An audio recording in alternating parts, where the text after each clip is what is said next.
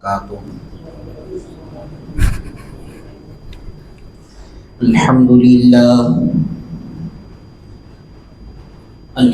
لله رضا نفسه وزينة عرشه ومداد كلماته، والصلاة والسلام على سيد الأنبياء وأزكى المرسلين، وعلى آله وأصحابه الطيبين الطاهرين.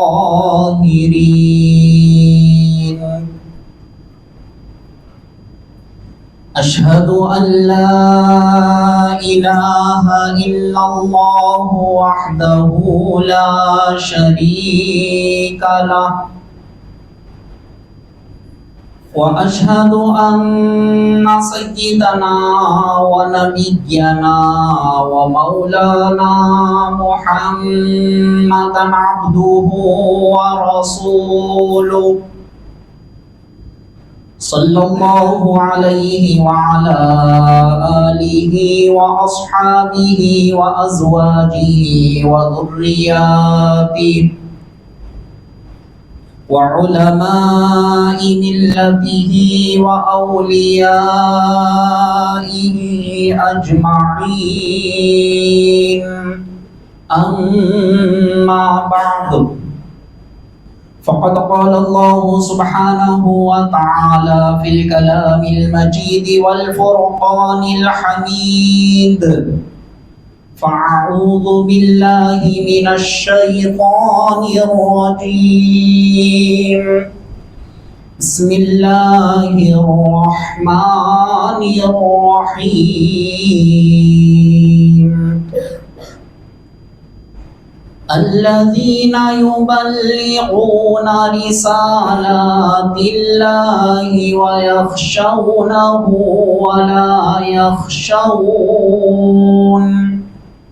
ولا يخشون أحدا إلا الله، وكفى بالله حسيبا. صدق الله مولانا العظيم.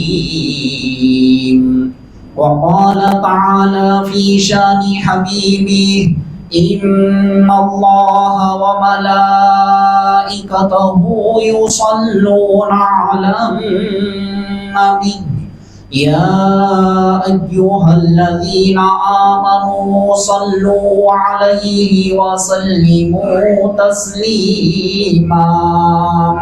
اللهم صل على سيدنا وشفينا ونبينا ومولانا محمد وعلى آله وصحبه أفضل صلواتك وعدد معلوماتك، وبارك وسلم صلاة وسلام عليك يا حبيبي يا رسول الله، صلى الله تعالى عليك وسلم. معزز سامعین کرام، محترم بزرگوں اور عزیز دوستوں، اللہ تبارک و تعالیٰ کا فضل احسان ہے، اس نے ہم گنہگاروں کو کالی کملی والے آقا حضور رحمت للعالمین شفیع المذنبین ارواحنا فدا مصطفیٰ صلی اللہ علیہ وسلم کا امتی بنایا۔ کرم ہے حق تعالیٰ کا، اس نے ہم گنہگاروں کو احکامات خداوندی کے تحت زندگی بسر کرنے کے لیے قرآن اور احادیث فقہ سے مالا مال فرمایا، اور آج عید المومنین جمعہ کے مبارک موقع پر اسی کے گھر میں، اسی کی بارگاہ میں سجدہ ریز ہونے کا موقع عطا فرما رہا ہے۔ معزز سامعین کرام، ربیع الثانی کا یہ مہینہ، جس میں خاص طور پر ہم نے اللہ والوں کی محبتیں، اللہ والوں کا مقام و مرتبہ کیا ہے، ان موضوعات پر ہم نے تقاریر کو سنا اور خاص طور پر اولیاء کے سردار پیران پیر روشن ضمیر سیدنا شیخ عبد القادر جیلانی رضی اللہ تعالیٰ عنہ کا مقام و مرتبہ کیا ہے، آپ کا زہد و تقویٰ کیا ہے، آپ کی شان و رفعت کیا ہے، اللہ نے آپ کو کیسا بلند مقام و مرتبہ عطا فرمایا، اس سے متعلق بھی بہت ساری باتیں ہم نے سنی۔ چونکہ یہ مہینے کا آخری جمعہ بھی ہے، اللہ والوں کی شان و عظمت جب ہم سنتے ہیں، 11ویں شریف کا اہتمام کرتے ہیں، تو ہمارے لیے یہ بھی ضروری ہے اللہ والوں کے تعلیمات کیا ہے اس کو ہم غور کریں۔ اللہ والوں کا کیا مشن تھا جو ہم کو دیا گیا، اس پر بھی ہم کو غور کرنے کی ضرورت ہے۔ صرف آج ہم کو یاد رہ گئی تو 11ویں شریف یاد رہ گئی، باقی تمام چیزوں کو ہم نے بھلا دیا۔ یاد رکھے معزز سامعین کرام، اللہ تعالی ہم گنہگاروں کی ہدایت کے لیے روئے زمین پر الگ الگ طریقے سے ہمارے لیے اللہ نے انتظامات فرما دیے۔ وہ انتظامات اس لیے فرمائے تاکہ بندے ان لوگوں کے ذریعے سے فلاں علم کو حاصل کرے اور ہر طبقے سے وہ علم کو حاصل کرتے چلے جائے اور حاصل کر کے اپنے آپ کو سدھارے، اپنے آپ کی اصلاح کرے۔ عزیزان محترم، رب کائنات کا نظام دیکھے، اللہ تعالیٰ ان کی تعریف بیان کر رہا ہے 22ویں پارے میں۔ وہ لوگ کون ہیں؟ اللہ تعالیٰ کے پیغام کو، اللہ کے میسج کو لوگوں تک پہنچا دیتے ہیں، اور ان کی عادت یہ ہے وَيَخْشَوْنَهُ، وہ اسی سے ڈرتے ہیں، اللہ ہی سے ڈرتے ہیں۔ وَلَا يَخْشَوْنَ أَحَدًا إِلَّا اللَّهُ، اللہ کے علاوہ وہ کسی سے نہیں ڈرتے۔ وَكَفَى بِاللَّهِ حَسِيبًا، اور اللہ تبارک و تعالی حساب کتاب لینے کے لیے اس کی ذات کافی ہے۔ تو یہ اللہ کے پیغام کو پہنچانے والے، اللہ کے اس میسج کو عوام الناس تک پہنچانے والے آخر کون ہے؟ آخر وہ کون سا طبقہ ہے جن کے ذریعے سے ہم کو ہدایت کو لینا پڑا، جن کے ذریعے سے ہم کو ہدایت کو لے کر اس پر عمل کرنا ضروری ہے؟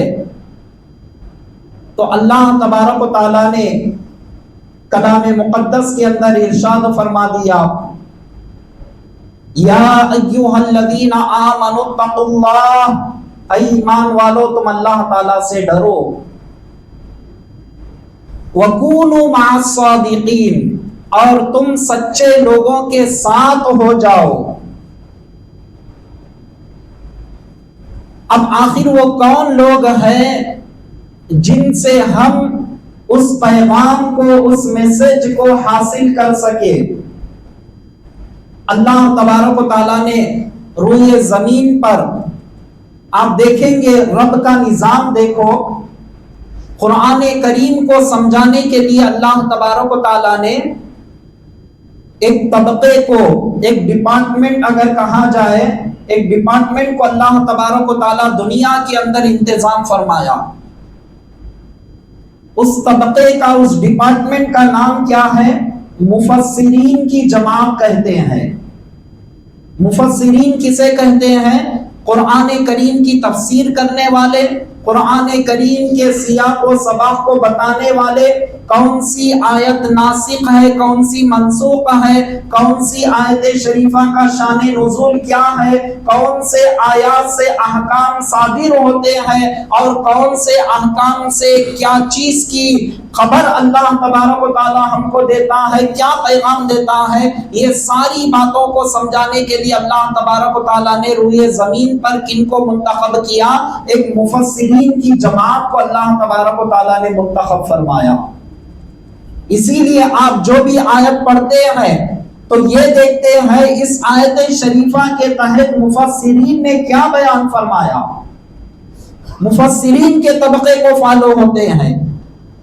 اسی طرح سے اور آگے بڑھتے چلے، قرآن کریم کا نچوڑ احادیث مبارکہ میں ملتا ہے۔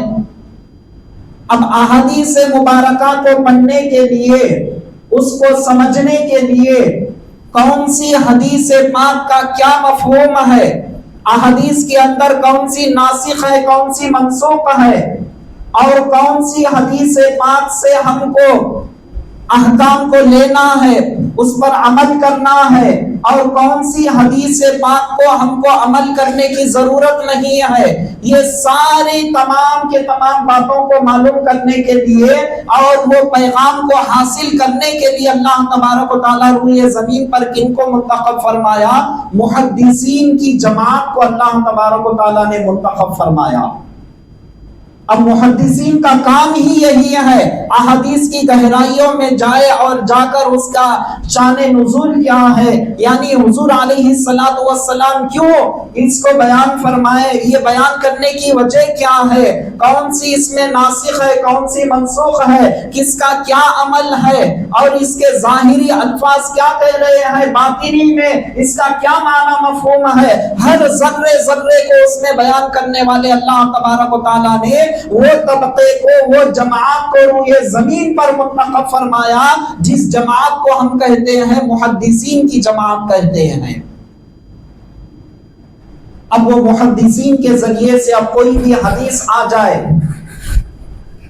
مثلا مثال کے طور پر نماز کے اندر رفع دین کرنے کی حدیث پاک آ جائے تو ہم حدیث پاک کو پڑھ کر فوری اس پر عمل نہیں کرتے، یہ دیکھتے ہیں یہ حدیث پاک کی روشنی میں اس کا کیا معنی مفہوم ہے، کیا اس پر عمل کرنا ہمارے لیے ضروری ہے یا نہیں ہے۔ تو کن کی بارگاہوں پر جاتے ہیں سمجھنے کے لیے؟ محدثین کی بارگاہوں پر جاتے ہیں۔ محدثین نے اس حدیث پاک کا مفہوم کیا بیان فرمایا، اس کو ہم دیکھتے ہیں، اور اس کو دیکھ کر پھر اسی کے تحت ہم کیا کرتے ہیں، اپنی زندگی میں اس حدیث پاک کو کیسے عمل میں لانا ہے اس طرح سے عمل میں لاتے ہیں۔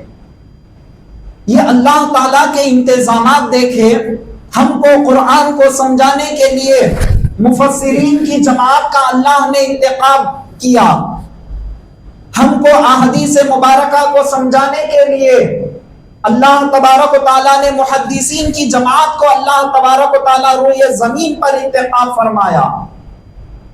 ورنہ معزز سامعین کرام، احادیث کو صحیح طور پر ہم اور آپ کہاں سمجھ پاتے؟ ایک مثال کے طور پر ایک چھوٹی سی حدیث پاک آپ کے سامنے رکھتے چلو۔ حدیث پاک میں آتا ہے الجنت تحت اقدام الامہات، جنت ماؤں کے قدموں کے نیچے ہے۔ اب اگر کوئی حدیث پاک پڑھ لے، پڑھنے کے بعد جا کر گھر میں کہے اے اماں جان تم یہاں سے ہٹ جاؤ، حدیث پاک میں حکم ہے تمہارے قدموں کے نیچے جنت ہے، تو اب میں یہاں سے کھودنا شروع کروں گا تاکہ میں وہ جنت کہاں تک ہے وہاں تک پہنچ کر میں جنت کو دیکھوں گا۔ اگر کوئی اس طرح سے کرے گا تو کیا کہیں گے؟ یہ بے وقوف ہے کہیں گے سیدھا سیدھا۔ کیوں؟ اس نے غلط کیا کیا؟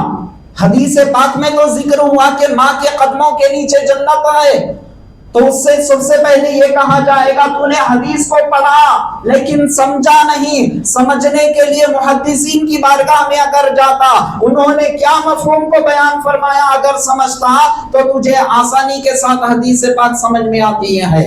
تو محدثین کیا بیان فرماتے ہیں؟ ماں کے قدموں کے نیچے جنت ہے سے مراد وہاں پر جنت ہے، وہاں سے ہٹا کر کھودا جائے، دیکھا جائے، یہ مطلب نہیں ہے۔ اللہ نے ان کی خدمت میں بیٹوں کے لیے، اولاد کے لیے اللہ تبارک و تعالیٰ نے جنت رکھا ہے۔ ان کی خدمت تو کرے گا تو اللہ تعالیٰ جنت تجھے عطا فرمائے گا، یہ معنی وہ مفہوم ہے۔ یہ کیسے سمجھ میں آئے گا؟ ظاہری طور پر حدیث پاک پڑھ لیں گے تو سمجھ میں آئے گا؟ نہیں آئے گا۔ اللہ نے ہم کو سمجھانے کے لیے کیسی جماعت کا انتخاب کیا؟ محدثین کی جماعت کا اللہ نے ہم کو انتخاب فرمایا۔ پھر اس کے بعد معزز سامعین اکرام، ہم کو ضرورت پڑ گئی، مولا تو نے کلام الہی کو نازل فرما دیا، سارے کلام اللہ کو ہم پڑھتے گئے۔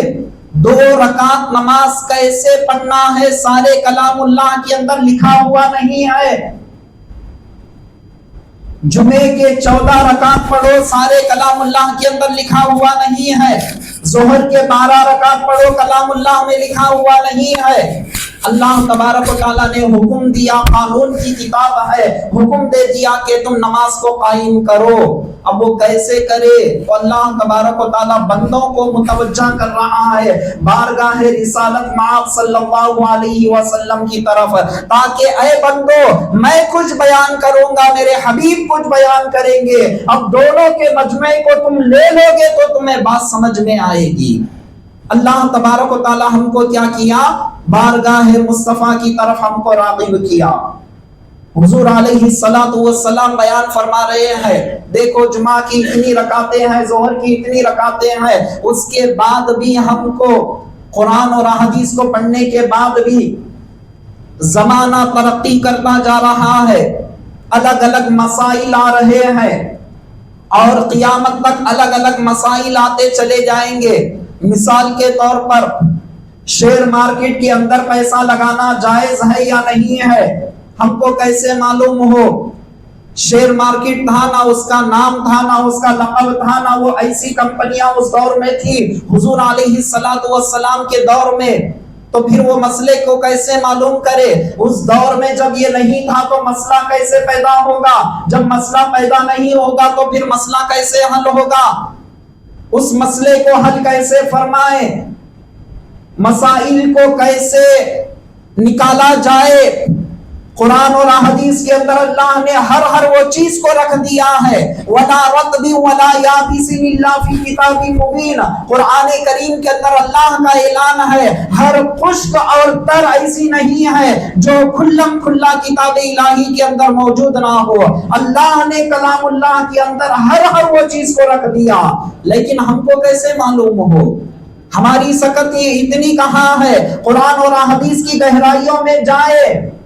اللہ تبارک و تعالیٰ نے ہم گنہگاروں پر رحم کیا، مصطفیٰ کے صدقے میں فضل کیا، مصطفیٰ کے صدقے میں کرم فرمایا، اور کرم فرما کر اللہ تبارک و تعالیٰ روئے زمین پر فقہا کی جماعت کو اللہ تبارک و تعالیٰ نے بھیج دیا، تاکہ وہ فقہا کی جماعت قرآن اور احادیث کی گہرائیوں میں جا کر اس سے تمام ذخیروں کو نکال کر، وہ قیمتی موتی نکال کر تمام عوام الناس کے سامنے، امت کے سامنے رکھ دے۔ دیکھو اگر شریعت کے اندر ایسا مسئلہ ہو، اس مسئلے کا حل یہ ہوگا، اگر انسان ناپاک ہو جائے تو کیسے پاکی حاصل کرے گا؟ پانی سے پاکی حاصل کرے گا۔ اب پانی کیسا ہو؟ پانی کے اندر کیا کیا چیزیں بدل جانے سے وہ پانی سے بھی انسان پاکی حاصل نہیں کر سکتا۔ پانی کیسا ہو اور پانی کے اندر کیا کیا کوالٹیز ہونا چاہیے، کیسا پاک و صاف ہونا چاہیے، گندا کب ہوتا ہے، پاک کب ہوتا ہے، یہ سارے کے سارے مسائل کو سب لا کر ہمارے سامنے رکھنے والے اللہ تبارک و تعالیٰ نے ایسی جماعت کو منتخب فرمایا جو فقہاء کرام کی جماعت ہے۔ اللہ نے ان کے ذریعے سے سمندروں کی گہرائیوں میں وہ جا کر ایسے قیمتی جواہرات کو نکال کر ہمارے سامنے رکھ دیے ہیں۔ قیامت تک کے آنے کے جتنے بھی مسائل آتے رہیں گے، زمانہ ترقی کرتا جائے گا، ہر مسئلے کا حل فقہ کے اندر بیان کر دیا گیا ہے۔ دیکھو فلاں مسئلے کا حل یہ ہے، فلاں مسئلے کا حل یہ ہے، سارے مسائل کو اللہ تبارک و تعالیٰ نے ہمارے سامنے حل فرما دیا۔ کن کے ذریعے فرمایا؟ فقہاء اکرام کی جماعت کے ذریعے سے۔ اور تھوڑا آگے بڑھتے چلے معزز سامعین کرام، یہ مہینہ جن کا تذکرہ ہم کر رہے ہیں، جن کا تذکرہ ہم سن رہے ہیں، وہ اللہ والوں کی جماعت، جس جماعت کو کہتے ہیں صوفیان کرام کی جماعت۔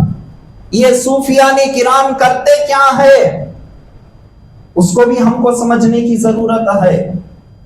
مفسرین ہم کو کیا دیتے ہیں ہم نے سمجھا، محدثین ہم کو کیا بتاتے ہیں ہم نے سمجھا، فقہاء ہم کو کیا بتاتے ہیں ہم نے سمجھا، اب صوفیاء کرام ہم کو کیا دیتے ہیں اس کو بھی سمجھنے کی ضرورت ہے۔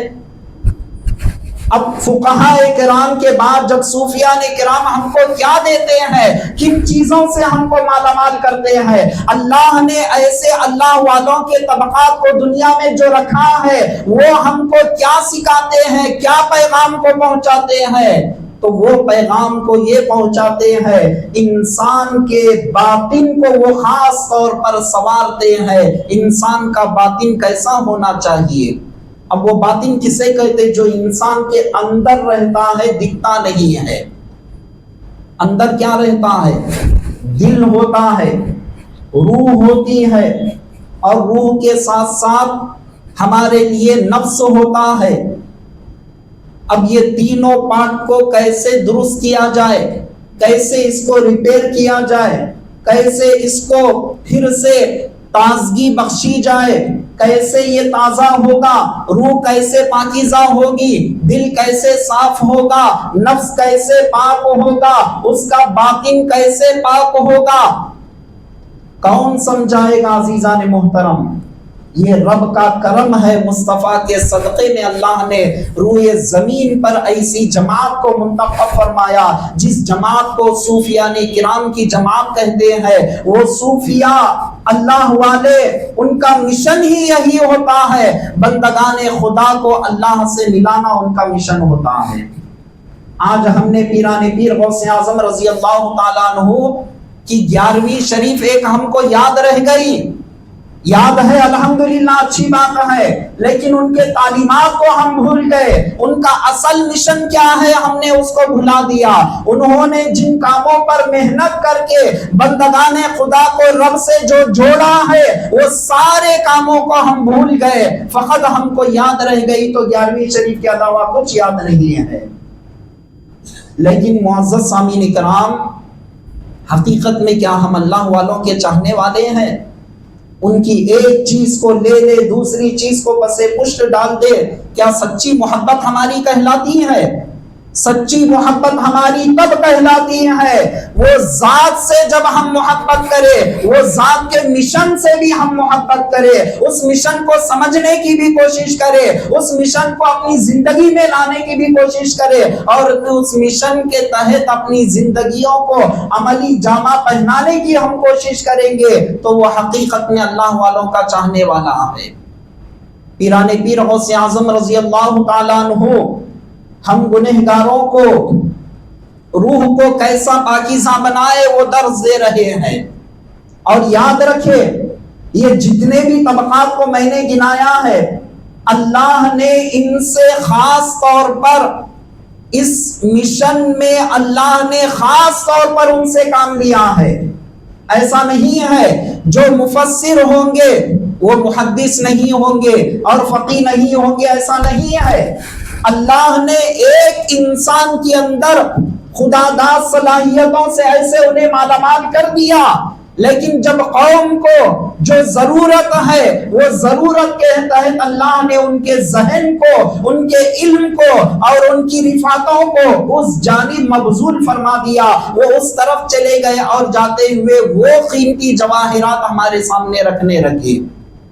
تو آپ صوفیان کرام کی جماعت سمجھے تو اب یہ مت سمجھے صوفیان کرام کیا مفسر نہیں ہوتے، کیا محدث نہیں ہوتے، کیا فقیہ نہیں ہوتے، ایسا خیال غلط ہے۔ وہ سب کچھ ہے، لیکن اللہ نے خاص طور پر ان سے یہ کام لیا بندوں کے باطن کو پاک کرے۔ ان میں سے کیا ہے معزز سامعین کرام؟ ایک ہے انسان کے اندر جو دل ہوتا ہے وہ دل کو درست کرتے ہیں، دنیا کے بڑے سے بڑے ڈاکٹر طبیب کے پاس آپ چلے جائے، صرف آپ کو چیک کر کے یہ بتا سکتے ہیں تمہارے دل کے والوں میں کیا صحیح طور پر کام کر رہے ہیں یا نہیں ہے، یہ بیان کر سکتے ہیں۔ آلات کے ذریعے سے معلوم کر کے یہ بیان کر سکتے ہیں تمہارے دل کے اندر جو 4 وال ہوتے ہیں وہ صحیح طور پر کام کر رہے یا نہیں ہے۔ دنیا کے ڈاکٹرز یہ بتا سکتے ہیں، لیکن اللہ والوں کے پاس جب چلے جائے تو اللہ والے یہ بتاتے ہیں اس دل کے اندر گندگی کتنی ہے، اس دل کے اندر نورانیت ہے یا نہیں ہے، وہ دل کیسے پاک ہوگا، وہ دل کیسے منور ہوگا، وہ دل کیسے روشن ہوگا، اس دل کو کیسا چمکایا جائے، اس دل کو کیسے منور کیا جائے، اس دل کے اندر اللہ تبارک و تعالیٰ کی تجلیات کیسے ہوتی ہیں، کیسے رکھنے سے ہوتی ہے، یہ ساری چیزیں بیان کرنے والے ہیں تو وہ اللہ والے ہیں کہ دل کو کیسے پاک و صاف بنایا جائے، یہ اللہ والے بیان کرتے ہیں۔ معزز سامعین کرام، عزیزان محترم، حبیب پاک صلی اللہ علیہ وسلم اسی لیے ارشاد فرماتے ہیں الا ان فی الجسد مضغہ وَإِن صَلَحَتْ صَلَحَ الْجَسَدُ كُلُّهُ وَإِن فَسَدَتْ فَسَدَ الْجَسَدُ كُلُّهُ أَلَا وَهِيَ الْقَلْبُ۔ مسلم شریف کی حدیث پاک ہے، حضور علیہ السلام ارشاد فرما رہے ہیں انسان کے جسم کے اندر ایک گوشت کا لوٹھڑا ہے، ایک گوشت کا ٹکڑا ہے، اگر وہ صحیح سلامت ہے انسان کا سارا جسم صحیح سلامت ہے، اگر وہ بگڑ گیا تو سارا جسم اس کا بگڑ جاتا ہے۔ اب آخر انسان کے جسم کے اندر وہ کون سے ایسے پارٹ کی طرف حضور علیہ السلام اشارہ کر رہے ہیں، وہ کون سی ایسی چیز ہے جو اگر صحیح سلامت تو انسان کا جسم صحیح سلامت، وہ اگر بگڑ جائے تو انسان کا جسم بگڑ جائے گا۔ سرکار دو عالم صلی اللہ علیہ وسلم آگے ارشاد فرما رہے ہیں آگاہ ہو جاؤ، وہ کیا ہے؟ وہ دل ہے تمہارا، وہ تمہارا دل ہے، اگر یہ سلامت رہے گا تو سارا جسم سلامت رہے گا، اگر یہ بگڑ جائے گا تو انسان کا جسم بگڑ جاتا ہے۔ اللہ نے دل ایک ایسا قیمتی انسان کو عطا فرمایا ہے، رہتا ذرا ہے سارے بدن پر حکومت کرتا ہے، رہتا ذرا ہے سارے جسم کو سکون پہنچاتا ہے، رہتا ذرا ہے سارے جسم کو بگاڑ دیتا ہے، یہ کیفیت اللہ نے اس کے اندر رکھی ہے۔ اب اس دل کو صحیح طور پر کرنے کی ہمارے لیے ضرورت ہے، اور جو دل کو صحیح رکھے گا وہی کامیاب ہے۔ اللہ کا کلام ارشاد فرما رہا ہے یوم لا ينفع مال ولا بنون الا من اتى الله بقلب سلیم۔ 19ویں پارے کے اندر اللہ تبارک و تعالی ارشاد فرما رہا ہے قیامت کے دن بندے کا وہ مال جو راہ خدا میں اس نے خرچ نہیں کیا، دنیا میں رکھ کر وہ دنیا سے چلا گیا، اور وہ اولاد جس اولاد کو اس نے اللہ تبارک و تعالیٰ کی طرف نہیں متوجہ کیا، دنیا دار رکھ کر وہ دنیا سے چلا گیا، قیامت کے دن نہ یہ مال کام آئے گا نہ یہ اولاد اس کی کام آئے گی۔ اب بندہ جب دنیا سے جائے گا، دنیا سے جانے کے بعد وہ سلامتی والا دل لے کر اگر دنیا سے وہ جائے تو وہ سلامتی والا دل لے کے جانے والا انسان کامیاب ہو جائے گا۔ اب یہ سلامتی والا دل کیا ہے؟ یہ دل کون سی مارکیٹ میں ملتا ہے جو سلامتی والا جس پر لیبل لگا ہوا ہو؟ تو یہ کوئی اور مارکیٹ میں ملنے والا دل نہیں ہے، اور یہ بکتا ہے تو مصطفیٰ کے بازار میں یہ بکا کرتا ہے، یہ بکتا ہے تو اللہ والوں کے بارگاہوں پر یہ بکا کرتا ہے، یہ بکتا ہے تو اللہ والوں کی چوکھٹوں پر یہ بکا کرتا ہے، اللہ والوں کی چوکھٹوں پر یہ دل درست ہوتا ہے، قلب سلیم ہم کو ملتا ہے، تو یہ اللہ والوں کی تعلیمات سے ہم کو ملتا ہے۔ پیران پیر غوث اعظم رضی اللہ تعالیٰ عنہ کا اصل مشن کیا ہے؟ یوں تو بہت ہے، صرف میں دل کے متعلق آپ کے سامنے چند باتیں رکھ رہا ہوں۔ حضور علیہ السلام جب واضح طور پر بیان فرما دیے تو انسان جب جسم سے جو بھی نیک اعمال کرتا ہے اس کا اثر دل پر پڑنے لگتا ہے، اور جب اس کا اثر دل پر پڑتا ہے تو دل کیا ہوتا ہے؟ روشن و منور ہو جاتا ہے۔ اگر وہی جسم سے برائی کرنے لگے، وہی جسم سے گناہ کرنے لگے، وہی جسم سے خدا کی نافرمانی کرنے لگے، وہ اثر جا کر اس کے دل پر پڑتا ہے، اور دل پر پڑنے کے بعد وہ نور والا نہیں ہوتا، بے نور ہو جاتا ہے، اور اس کی کیفیت یہ ہوتی ہے دل پر سیاہ داغ بیٹھ جاتا ہے، کالا دھبا بیٹھ جاتا ہے، اور آسانی سے کہو کالا مچہ دل پر بیٹھنے لگتا ہے۔ اب وہ کالا مچے کو، وہ کالے دل کے اندر جو سیاہ داغ بیٹھ چکا ہے اس کو کیسے مٹانا؟ اس کو مٹائیں گے تو جب جا کر دل کے اندر نور آئے گا۔ کیوں؟ ایک ہی جگہ پر اچھائی اور ناپاکی دو ایک ساتھ جمع نہیں ہو سکتے۔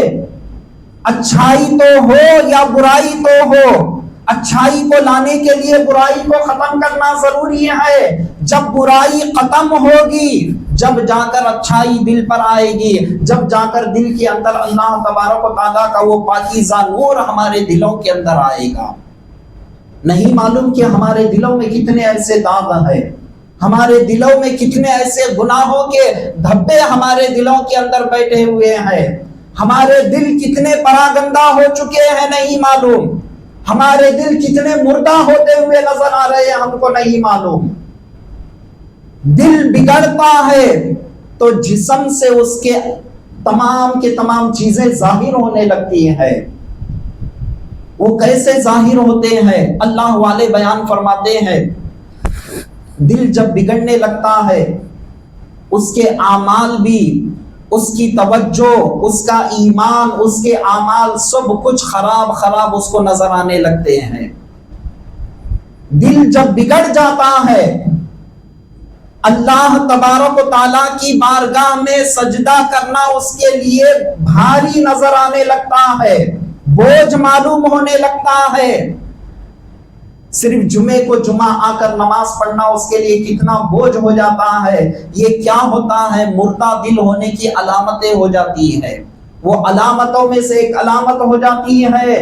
یاد رکھیں عزیزان محترم، ہمارا دل، مجھے اور آپ کو غور کرنے کی ضرورت ہے کہ میرا دل رب کی بارگاہ میں جھکنے کے لیے خوشی سے جھک رہا ہے یا مجبوراً جھک رہا ہے؟ کیا پنج وقتہ رب کی بارگاہ میں جھکنے کے لیے میرا دل مان رہا ہے یا نہیں مان رہا ہے؟ اگر مان رہا ہے تو الحمدللہ دل ابھی سلامت ہے، زندہ ہے۔ ابھی نہیں مان رہا ہے تو سمجھو یہ دل مردہ ہوتے جا رہا ہے۔ اب اس کا جائزہ لینے کی ہم کو ضرورت ہے۔ پیران پیر کی تعلیمات یہی بیان ہم کو کر رہے ہیں، اپنے دلوں کو روشن و منور کرو کامیابی اگر چاہتے ہو۔ یہ دل معمولی مت سمجھو، حضور علیہ السلام ارشاد فرما رہے ہیں پروردگار عالم روزانہ اس دل پر 360 مرتبہ اللہ تبارک و تعالیٰ نظر ڈالتا ہے اس بندے کا دل کیسا ہے۔ آسانی کے ساتھ اے سی میں بیٹھ کر ٹھنڈی ٹھنڈی ہوا لے کر اس بات کو ہم نے سن لیا، ذرا تصورات کی دنیا میں جا کر اگر ہم غور کریں، جو جہاں کا خالق و مالک ہم کو دیکھ رہا ہے، ہمارے دل پر دیکھ رہا ہے، ہم کو ہمارے دل کو کیسے رکھنے کی ضرورت تھی؟ اگر سوچیں گے آنکھوں سے آنسو جاری ہو جائیں گے۔ معزز سامعین کرام، ایک انسان کی عادت ہے جب کوئی انسان اس کو دیکھتا ہے، کوئی فنکشن کے اندر وہ چلا جاتا ہے، ایسے اچھے کپڑے پہن کر وہ جاتا ہے، کیوں جاتا ہے؟ وجہ کیا ہے؟ لوگ دیکھیں گے، لوگوں کی نظر اس پر ہوگی۔ لوگ جب جس کو دیکھیں گے، جس کپڑوں کو دیکھیں گے، جس شخص کو دیکھیں گے تو وہ شخص اپنے آپ میں یہ گوارا نہیں کرتا کہ میں میلے کپڑے پہن کر جاؤں۔ لوگ دیکھیں گے تو کیا سمجھیں گے؟ یہ انسان کی فطری تقاضا انسان کے اندر آتا ہے تو لوگوں کے دیکھنے سے اپنے کپڑوں کو آلودگی سے ہم بچاتے ہیں، وہ رحمان 360 مرتبہ ہمارے دلوں پر دیکھ رہا ہے، وہ دل کو ہم گندگی سے کہاں تک بچا رہے ہیں۔ مجھے اور آپ کو غور و فکر کرنے کی ضرورت ہے۔ عزیزان محترم، ذرا غور کرے، وہی بندہ نماز کے لیے جب آتا ہے، وہ فنکشن والے کپڑے الگ ہوتے ہیں، نماز کے لیے الگ کپڑے ہوتے ہیں۔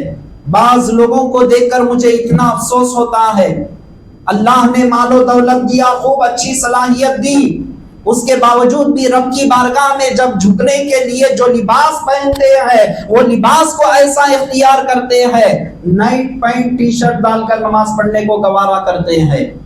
ذرا بندے سوچے، اپنے آپ پر غور و فکر کرے، کیا یہی لباس سے ہم دعوت میں جانے کو پسند کریں گے؟ کیا یہی لباس سے ہم بڑے بڑے لوگوں سے میٹنگ کرنے کو ہم پسند کریں گے؟ نہیں کرتے، تو رب کی بارگاہ میں جھکنے کے لیے کیسے پسند کر رہے ہیں؟ غور کریں معزز سامعین کرام، ہمارے لیے خیر بہرحال معزز سامعین کرام، یہ دل کی کیفیت کو ہمارے لیے بدلنے کی ضرورت ہے۔ آج ہمارا دل، کوئی ایسی برائی نہیں ہے جو ہمارے دل کے اندر نہ ہو۔ ایک مسلمان کو دیکھ کر حسد کر رہا ہے، ایک بھائی دوسرے بھائی کو دیکھ کر حسد کر رہا ہے، ایک بہن اپنے بھائی کو دیکھ کر، بھائی اپنے بہن کو دیکھ کر حسد کر رہا ہے۔ کل تک تو حسد دوسرے لوگوں میں پایا جاتا تھا، آج تو خون کے رشتوں میں بھی اس طرح سے ہوتا ہوا نظر آ رہا ہے۔ کئی ایسے واقعات کو ہم سن رہے ہیں، دولت کے خاطر ایک بھائی نے دوسرے بھائی کے ساتھ قطع تعلق کر لیا ہے، دولت کے خاطر اولاد نے ماں باپ کو ٹھکرا دیا اور ماں باپ نے اولاد کو ٹھکرا دیا۔ کئی ایسے واقعات روزمرہ ہم سن رہے ہیں۔ یہ نفرتیں، یہ کدورتیں، کیا دنیا سے انسان جائے گا تو کیا صحیح سلامت جائے گا؟ کیا یہ نفرتیں کدورتیں ہمارے دل میں آنے کی وجہ سے کیا ہمارا دل پاکیزہ ہو سکے گا؟ یہ نفرتوں سے اپنے دل کو کیسے پاک کرے؟ حسد ہمارے دل کے اندر ہے، شریعت کہہ رہی ہے کہ حسد سے بچ جاؤ، جلن سے بچ جاؤ۔ کل تک عورتوں کے اندر یہ عادت عام تھی، آج آدمیوں کے اندر یہ عام عادت ہونے لگی ہے۔ افسوس، جو عادتیں وہ چھوڑ رہے ہیں، وہی عادتوں کو آدمی اختیار کر رہے ہیں، مرد حضرات اختیار کر رہے ہیں۔ شریعت نے جن جن کاموں سے بچنے کا حکم دیا، وہی کام ہم کرتے چلے جا رہے ہیں، ہمارے دل کو گندا کرتے جا رہے ہیں۔ معزز سامعین کرام، وقت ہو رہا ہے، میں 2-3 منٹ میں اپنی گفتگو کو ختم کر دوں گا۔ حبیب پاک صلی اللہ علیہ وسلم ارشاد فرما رہے ہیں، تم اپنے دل کو نور والا اگر بنانا چاہتے ہو، یہ ساری چیزوں کو دل سے نکال دو۔ تکبر سے پاک کرنا ہوگا، گناہوں سے پاک و صاف کرنا ہوگا، حسد سے پاک و صاف کرنا ہوگا، کینے سے پاک و صاف کرنا ہوگا، بغض سے پاک و صاف کرنا ہوگا، جلن سے پاک و صاف کرنا ہوگا۔